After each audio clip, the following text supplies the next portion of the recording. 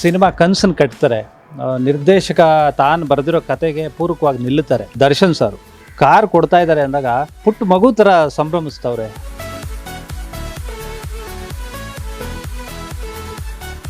ಶಿವಣ್ಣನ ಜೊತೆ ಹೊಸ project ready ಆಗ್ತಾ ಇದೆ. ಶಿವಣ್ಣ ಅವ್ರ ಜೊತೆ ನಾವು ವರ್ಕ್ ಮಾಡೋದಕ್ಕಿಂತ ಅವ್ರ ಎನರ್ಜಿನ ನಾವು ಟಚ್ ಮಾಡಿಬಿಟ್ರೆ ಸಾಕು. ಕಾಟೇರ ಸಿನಿಮಾ ರಿಲೀಸ್ ಆಗಿ 100 ಡೇಸ್ ಸಕ್ಸಸ್ಫುಲ್ ಆಗಿ ಸೆಲೆಬ್ರೇಷನ್ ಕೂಡ ಮಾಡ್ತು. ಈ ಒಂದು ಸೆಲೆಬ್ರೇಷನ್ನಲ್ಲಿ ನಿರ್ಮಾಪಕರಾಗಿರುವಂತಹ ರಾಕ್ಲೈನ್ ವೆಂಕಟೇಶ್ ಅವರು ಒಂದು ಅದ್ಭುತವಾದಂತಹ ನಿರ್ಧಾರವನ್ನು ತೆಗೆದುಕೊಂಡ್ರು. ಏನು ಅಂದರೆ ಕಾಟೇರ ಸಿನಿಮಾದ ಯಶಸ್ಸಿಗೆ ಕಾರಣರಾಗಿರುವಂತಹ 3 ಜನರಿಗೆ ಕಾರ್ ಗಿಫ್ಟ್ ಕೊಡುವ ಮೂಲಕ ಒಂದು ಹೊಸ ಪರಂಪರೆಗೆ ನಾಂದಿಯನ್ನು ಹಾಡಿದ್ದಾರೆ. ಸೊ ಅದರಲ್ಲಿ ಮಾಸ್ತಿ ಅವರು ಈಗ ನಮ್ಮ ಜೊತೆಗಿದ್ದಾರೆ, ಅವ್ರ ಜೊತೆ ಮಾತನಾಡ್ತಾ ಹೋಗ್ತೀನಿ. ಸರ್, ಕರ್ನಾಟಕದಲ್ಲಿ ಇದೊಂಥರ ಹೊಸ ಪರಂಪರೆಗೆ ರಾಕ್ಲೈನ್ ಅವರು ನಾಂದಿ ಹಾಡಿದ್ರು. ಸೊ ಫಸ್ಟ್ ಅದ್ರ ಬಗ್ಗೆ ಹೇಳೋದಾದರೆ, ನಾವು ಮೊದಲೆಲ್ಲ ಪತ್ರಿಕೆಗಳಲ್ಲಿ ವಾಹಿನಿಗಳಲ್ಲಿ ನೋಡ್ತಿದ್ವಿ. ಆವಾಗ ನಾವಿನ್ನೂ ಇಂಡಸ್ಟ್ರಿಗೆ ಬಂದಿರಲಿಲ್ಲ. ಓಂ ಚಿತ್ರ ರಿಲೀಸ್ ಆಗಿತ್ತು. ಆವಾಗ ಉಪ್ಪಿ ಸಾರ್ಗೆ ಒಂದು ಮಾರುತಿ 1000 ಅಂತ ಒಂದು ಕಾರ್ ಕೊಟ್ಟಿದ್ದರು. ಸೊ ಆವಾಗ ಚಿತ್ರರಂಗದಲ್ಲಿ ಆವಾಗಲೇ ಒಂದು ಹೊಸ ಹಾದಿಗೆ ಇಳಿಸಿದಂಥವ್ರು ಉಪ್ಪಿ ಸರ್. ಸೊ ಆ ಥರದ ಸುದ್ದಿಗಳನ್ನ ನೋಡಿ ಖುಷಿಪಟ್ಟವರು. ಇವತ್ತು ವಾಸ್ತವದಲ್ಲಿ ನಮಗೆ ಆ ಒಂದು ಅನುಭವ ಆದಾಗ ನಿಜಕ್ಕೂ ಥ್ರಿಲ್ಲಿಂಗ್ ಮೂಮೆಂಟ್ ಅಂತಲೇ ಹೇಳ್ಬೋದು. ಸರ್, ಅವತ್ತು ಒಂದು ಸುದ್ದಿಗೋಷ್ಠಿ ಆಗುತ್ತೆ, ನಿಮ್ಮನ್ನೆಲ್ಲ ಕರೆಸ್ಕೊಳ್ತಾರೆ. ರಾಕ್ಲೈನ್ ಅವರು, ದರ್ಶನ್ ಸರ್ ಇರ್ತಾರೆ. ಸೊ ನಿಮ್ಗೇನಾದರೂ ಐಡಿಯಾ ಇತ್ತಾ ಈ ಥರ ಕಾರ್ ಗಿಫ್ಟ್ ಕೊಡ್ತಾರೆ ಏನು ಅಂತ ಏನಾದ್ರು ಐಡಿಯಾ ಇತ್ತಾ? ಇಲ್ಲ, ಆ ಥರದ್ದೇನು ಐಡಿಯಾ ಇರಲಿಲ್ಲ. ಬಟ್ ನನಗೆ ಒಂದು 3 ಡೇಸ್ ಬಿಫೋರು ರಾಕ್ಲೈನ್ ಸಾರ್ಗೆ ಭೇಟಿ ಆಗಬೇಕು ಅಂತ ಅವ್ರ ಮ್ಯಾನೇಜರ್ ಹೇಳಿದರು. ನಾನು ಕಾಟೇರ ಸೀಕ್ವಲ್ದು ಏನಾದರೂ ಕೆಲಸಗಳಿರ್ಬೋದು, ಇಲ್ಲ ಯಾವುದಾದ್ರು ಲೈನ್ ಬಗ್ಗೆ ಮಾತಾಡ್ಬೋದು ಅಂತ ಅಂದ್ಕೊಂಡಿದ್ದೆ. ಆಮೇಲೆ ಆವತ್ತು 4 ಗಂಟೆಗೆ ಫೋನ್ ಮಾಡಿದ್ರು, ಮೀಟಿಂಗ್ ಇರುತ್ತೆ 6 ಗಂಟೆಗೆ ಅಂತ. ನಾನು ಒಬ್ಬನೇ ಅಂದ್ಕೊಂಡಿದ್ದೆ. ಆಮೇಲೆ ಫೋನಲ್ಲೇ ಹೇಳಿದ್ರು, ಇಲ್ಲ ಜಡೇಶ್ ಅವ್ರು ಬರ್ತಾರೆ ಕತೆಗಾರರು ಅಂತ. ಸರಿ, ಒಟ್ಟಿಗೆ ಹೋಗೋಣ ಅಂದ್ಕೊಂಡ್ರೆ, ಇಲ್ಲ ಅವ್ರು ನಾನು ಬರ್ತೀನಿ ನೀವು ಬನ್ನಿ ಅಂದರು. ಹೋದರೆ ಅಲ್ಲಿ ಎಲ್ಲರೂ ಸೇರಿದರು. ಮತ್ತು ಇನ್ನೊಂದೇನು ಅಂದರೆ ಆವತ್ತು ರಾಕ್ಲೈನ್ ಸರ್ ಮಗನ ಬರ್ತ್ಡೇ ಇತ್ತು. ಸೊ ಅದರದ್ದೇನೋ ಒಂದು ಇರುತ್ತೆ ಅಂದ್ಕೊಂಡ್ರೆ ನೋಡ್ತಾ ಇದ್ದಂಗೆ ದರ್ಶನ್ ಸರ್ ಬಂದರು. ಆಮೇಲೆ ವಾಹಿನಿಗಳೆಲ್ಲ ಬಂದವು. ಆವಾಗ ಎಲ್ಲ ಏನೋ ಒಂದು ಇರುತ್ತೆ ಅಂತ ಅನಿಸಿದ್ದು. ಆಮೇಲೆ ನೋಡಿದ್ರೆ ಅಲ್ಲಿ ಈ ಥರ ಪಿಲ್ಲರ್ಸ್ ಅಂತಲೇ ಹೇಳ್ಬೋದು, ರೈಟ್ರಸ್ಸು, ಡೈಲಾಗ್ ರೈಟ್ರು ಈ ಥರ ಕಾರ್ ಉಡುಗೊರೆಯಾಗಿ ಕೊಡ್ತಾಯಿದ್ದಾರೆ ಅಂತ. ಸರ್, ನಿಮಗೆ ಬಂದಿರುವಂಥ ಕಾರ್ನಲ್ಲಿ ಫಸ್ಟ್ ರೈಡ್ ಹೋಗಿದ್ದೆ ಎಲ್ಲಿಗೆ ಸರ್? ಇನ್ನೂ ಫಸ್ಟ್ ರೈಡ್ ಅಂತ ಏನೂ ಹೋಗಿಲ್ಲ. ಈಗ ಕೆಲಸದ ಒತ್ತಡದಲ್ಲಿದ್ದೀವಿ. ಕಾರ್ ಒಳಗಡೆ ಏನಿರುತ್ತೆ ಅಂತ ಕೂಡ ಗೊತ್ತಿಲ್ಲ. ಒಂದು ಸತಿ ಬಿಡು ಮಾಡ್ಕೊಂಡು ನೋಡಬೇಕು. ಬಟ್ ಒಂದು ಖುಷಿಯಾಗಿದ್ದೇನು ಅಂದರೆ, ಇದು ನೀವು ಹೇಳ್ದಂಗೆ ಇದು ಹೊಸ ಒಂದು ದಿಕ್ಕಿಗೆ ಕರ್ಕೊಂಡು ಹೋಗ್ಬೇಕು. ಚಿತ್ರರಂಗದಲ್ಲಿ ಬರಹಗಾರರು ಅಂತಲ್ಲ, ಪ್ರತಿಯೊಬ್ಬ ತಂತ್ರಜ್ಞ ತೆರೆ ಹಿಂದೆ ಯಾರು ದುಡಿತಾರೆ ಅವ್ರುಗಳು ಫಸ್ಟು ಒಂದು ಪ್ಲ್ಯಾಟ್ಫಾರ್ಮ್ ಹಾಕ್ಕೊಡ್ತಾರೆ ಸಿನಿಮಾಗೆ. ಸಿನಿಮಾ ಕನಸನ್ನು ಕಟ್ತಾರೆ. ನಿರ್ದೇಶಕ ತಾನು ಬರೆದಿರೋ ಕತೆಗೆ ಪೂರಕವಾಗಿ ನಿಲ್ಲುತ್ತಾರೆ. ಸೊ ಆ ಥರದವ್ರನ್ನ ಆಧರಿಸಿದ್ದು ನಮ್ಮ ಮೂಲಕ ಅಂತಲ್ಲ, ಇದು ಮೊದಲು ಮಾಡ್ತಿದ್ರು. ಈಗ ಒಂದು ಉಡುಗೊರೆ ಕೊಡೋದ್ರ ಮೂಲಕ ಮಾಡಿದ್ದು ಗಟ್ಟಿಯಾಗುತ್ತೆ. ಯಾವಾಗಲೂ ಸಿನಿಮಾ ತೆರೆ ಹಿಂದೆ ಗಟ್ಟಿಯಾಗುತ್ತೆ.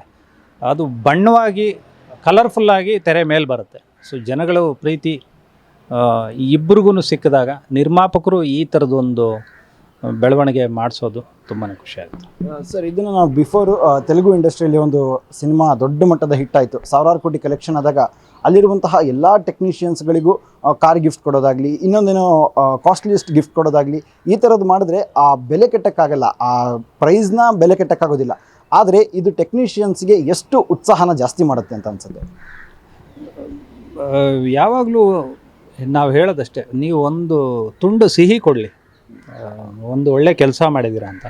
ನಮ್ಗೆ ಇದಕ್ಕೆ ಎಲ್ಲದಕ್ಕೂ ಮೀರಿದ್ದು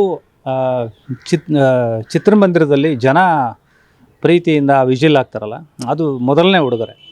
ಅದನ್ನು ಸಕ್ಸಸ್ ಅಂತೀವಿ. ಅದರ ಆದಮೇಲೆ ಹಣ ಮತ್ತೊಂದು ಇದನ್ನು ಕ್ಯಾಲ್ಕುಲೇಟ್ ಮಾಡಿ ಅರೆ ತಡಿ ಎಲ್ಲರನ್ನೂ ಹಂಚೋಣ. ನನಗೆ ಇದರಲ್ಲಿ ಈ ಪ್ರೋಸೆಸ್ಸಲ್ಲಿ ತುಂಬ ಇಷ್ಟ ಆಗಿದ್ದು, ರಾಕ್ಲೈನ್ ಸರ್ ದೊಡ್ಡ ಪ್ರೊಡ್ಯೂಸರು, ಅವರು ತುಂಬಾ ಬ್ಯುಸಿ ಇರ್ತಾರೆ. ಇದರ ಮಧ್ಯೆ ತರುಣ್ ಸಾರು ಈಗ ಸ್ಕ್ರಿಪ್ಟ್ ಹಂತದಲ್ಲಿ ಕೆಲಸಗಳು ಮಾಡ್ತಾಯಿದ್ದಾರೆ, ಇನ್ನೊಂದಷ್ಟು ಕೆಲಸ ಮಾಡ್ತಾಯಿದ್ದಾರೆ. ಮತ್ತು ದರ್ಶನ್ ಸಾರು ಕೈಗೆ ಪೆಟ್ಟಾಗಿದೆ, ಅವ್ರು ರೆಸ್ಟಲ್ಲಿರಬೇಕು. ಡೆವಿಲ್ ಚಿತ್ರೀಕರಣನ ಕೂಡ ಮುಂದೂಡಿದ್ದಾರೆ. ಅವರು ಅಷ್ಟು ಬಿಡುವಾಗಿ ಬಂದು ಒಂದು 3 ಜನ ಟೆಕ್ನಿಷಿಯನ್ಸ್ಗೆ ಅಂದರೆ ಒಬ್ಬ ಆರ್ಟಿಸ್ಟ್ಗೆ ಕಾರ್ ಕೊಡ್ತಾ ಇದ್ದಾರೆ ಅಂದಾಗ ಪುಟ್ಟ ಮಗು ಥರ ಸಂಭ್ರಮಿಸ್ತವ್ರೆ. ಯಾವ ಕಲರ್ ಕೊಡೋಣ, ಈ ಕೀನ ಅಲ್ಲಿಡೋಣ ಅಂದರೆ ಅವರೇ ಪ್ಲ್ಯಾನ್ ಮಾಡ್ತಾಯಿದ್ದಾರೆ. ನಮ್ಗೆ ಅವಾಗ ದೊಡ್ಡ ಸ್ಟಾರು ಇಷ್ಟು ಉತ್ಸಾಹ ತೋರಿಸ್ತಾರೆ ಒಂದು ಕೆಲಸ ಮಾಡಿರೋರ ಜೊತೆ ಇಷ್ಟು ಮಿಂಗಲ್ ಆಗ್ತಾರೆ. ಸರ್ಪ್ರೈಸ್ನ ಅವ್ರು ಕೊಡಬೇಕು ಅಂತ ಯಾರಿಗೂ ರಿವೀಲ್ ಮಾಡಿಬಿಡಿ ಅಂತ ಅವ್ರು ಹೇಳ್ಬಿಟ್ಟು ಅವ್ರು ಬರ್ತಾರೆ. ಸೊ ನಿಮ್ಗಳಿಗೆಲ್ರಿಗೂ ಸರ್ಪ್ರೈಸ್ ಕೊಡ್ತಾರೆ. ಇದು ನಮಗೆ ನಿಜಕ್ಕೂ ಇದು ದೊಡ್ಡತನ ಅನಿಸ್ತು. ಸರ್, ಇನ್ನು ಕಾಟೇರ ಸಕ್ಸಸ್ ಆಯಿತು. ಇನ್ನು ಯಾವ್ಯಾವ ಸಿನಿಮಾಗಳಿಗೆ ಸೊ ನೀವು ಸ್ಕ್ರಿಪ್ಟ್ ವರ್ಕ್ ಅಥವಾ ನಿಮ್ಮ ಸಂಭಾಷಣೆ ನಡೀತಾ ಇದೆ ಸರ್? ಯಾವ್ಯಾವ ಕೆಲಸಗಳಲ್ಲಿ ನೀವು ಬ್ಯುಸಿಯಾಗಿದ್ದೀರಾ ಈಗ? ಈಗ ಒಂದಷ್ಟು ಮಾತುಕತೆಯಲ್ಲಿ ಬರ್ತಾ ಇದ್ದಾವೆ. ಒಳ್ಳೊಳ್ಳೆ ಕತೆಗಳ ಕಡೆ ಕೇಳೋವಂಥ ಗಮನ ಕೊಡ್ತಾ ಇದ್ದೀನಿ. ಮತ್ತು ಜವಾಬ್ದಾರಿ ಹೆಚ್ಚಿದೆ. ಗೋಸ್ಟು ಈ ಕಡೆ ಕಾಟೇರ ಇನ್ನೊಂದಷ್ಟು ಸಿನಿಮಾಗಳು ಒಳ್ಳೆ ಹೆಸರು ಬಂದಿರೋದ್ರಿಂದ ಅದನ್ನು ಕಾಪಾಡ್ಕೊಂಡು ಹೋಗಬೇಕು. ಮತ್ತು ಎಲ್ಲದಕ್ಕೂ ಮೀರಿ ಜನಗಳನ್ನ ಚಿತ್ರರಂಗದಲ್ಲಿ ನಾವು ಒಬ್ಬ ಟೆಕ್ನಿಷಿಯನ್ನಾಗಿ ಅವ್ರನ್ನ ಯಾವ ಥರ ತಣಿಸ್ಬೇಕು, ಅವ್ರ ಮನಸ್ಸನ್ನ ಯಾವ ಥರ ಮುಟ್ಟಬೇಕು ಅನ್ನೋ ನಿಟ್ಟಿನಲ್ಲಿ ಕೆಲಸ ಮಾಡ್ತಾಯಿದ್ದೀನಿ. ಭೀಮಾ ತೆರೆಗೆ ರಿಲೀಸ್ಗೆ ರೆಡಿ ಇದೆ. ಅದು ಒಂದು ಒಳ್ಳೆ ಕತೆ, ಒಂದು ಒಳ್ಳೆ ಲೈನ್ ಇರೋವಂಥ ಪಿಕ್ಚರು. ಮತ್ತು ಅದು ಅವ್ರ ಹಿಂದಿನ ಸಿನಿಮಾ ದುನಿಯಾ ವಿಜಯ್ ಅವ್ರ ನಿರ್ದೇಶನದಲ್ಲಿ ನಟನೆಯಲ್ಲಿ ಸಲಗ ತುಂಬ ಹೆಸರು ಮಾಡಿರೋದ್ರಿಂದ ಅದೊಂದು ಇದಿದೆ, ಭರವಸೆ ಇದೆ. ಸೊ ಜನ ಯಾವ ರೀತಿ ಕೈ ಹಿಡಿಬೇಕು ನೋಡ್ಬೇಕು. ಸರ್, ಸಲಗದಲ್ಲಿ ಒಂದು ರೀತಿಯಾಗಿ ಪಕ್ಕಾ ಮಾಸಿಗೆ ಮಾಸು ಆ ಥರದ್ದೊಂದು ಅದ್ಭುತವಾದಂಥ ಡೈಲಾಗ್ಗಳಿದ್ವು. ಸೊ ಇನ್ನು ಈ ಇದರಲ್ಲಿ ಭೀಮಾದಲ್ಲಿ ಏನೆಲ್ಲ ಇರ್ಬೋದು ಸರ್? ಏನೆಲ್ಲ ನಾವು ನಿರೀಕ್ಷೆ ಮಾಡ್ಬೋದು? ಇರುತ್ತೆ, ನಿಮಗೇನು ಎಕ್ಸ್ಪೆಕ್ಟೇಷನ್ಸ್ ಇದೆ ಅದನ್ನು ರೀಚ್ ಮಾಡಿದ್ದೀವಿ. ಮತ್ತು ಒಂದು ಒಳ್ಳೆ ಲೈನ್ ಇದೆ, ಸೋಷಿಯಲ್ ಅವೇರ್ನೆಸ್ ಇರೋವಂಥ ಲೈನು, ಅದ್ರ ಜೊತೆಗೆ ಎಂಟರ್ಟೈನ್ಮೆಂಟ್ನ ಬ್ಲೆಂಡ್ ಮಾಡಿರೋದು. ಮತ್ತು ಕೌನ್ರೆ ಅವನೇ ಹಾಡು, ಅದ್ರ ಜೊತೆ ಇನ್ನೊಂದು ಹಾಡು ಹಿಟ್ಟಾಗಿರೋದ್ರಿಂದ ಲವ್ ಸಾಂಗು. ಸೊ ಇನ್ವಿಟೇಷನ್ ಅಂತೂ ರೀಚ್ ಆಗಿದೆ. ಜನ ಇವಾಗ ಯಾವ ರೀತಿ ಬಂದು ಕಣ್ ತುಂಬ್ಕೊಳ್ತಾರೆ, ನಿರ್ಮಾಪಕರು ಜೇಬ್ ತುಂಬ್ತಾರೆ ಅನ್ನೋದು ನೋಡಬೇಕು. ಸರ್, ಈಗ ಭೀಮಾ ಯಾವ ಹಂತದಲ್ಲಿದೆ? ನಿಮಗೆ ಕೇಳ್ತಾ ಇದ್ದೀನಿ ಅಂದರೆ ನೀವು ವಿಜಯ್ ಸರ್ ತುಂಬ ಕ್ಲೋಸ್ ಫ್ರೆಂಡ್ಸ್.